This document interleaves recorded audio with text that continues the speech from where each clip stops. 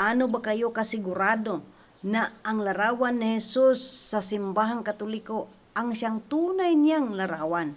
Sa katunayan po, ang larawan ni Jesus na inukit, hindi po yan galing sa mga actors tulad nila ni Jonathan Raumi, Jim Caviezel, Robert Powell, and Diogo Morgado.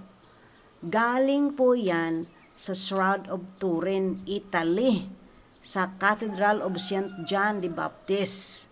Pangalawa po, yan po ay kuha sa relics sa panyo ni Veronica or Veil of Veronica, na kung saan during the journey of Jesus Christ to Golgotha, pinahid ni Veronica sa mukha ni Jesus.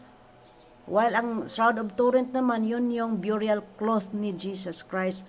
14th century yun ha, 14th century, wala pang protestante. Kasi 15th century ang protestante.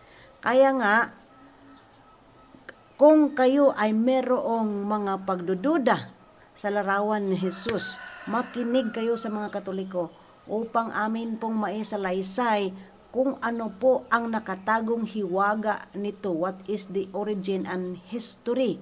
Bakit ang Katoliko nag-ukit ng mukha ni Jesus? Kahit hindi man perfect, ang importante, ito'y tumutukoy kay Jesus, may corona, may nakasulat pang INRE, at nakapako sa cross.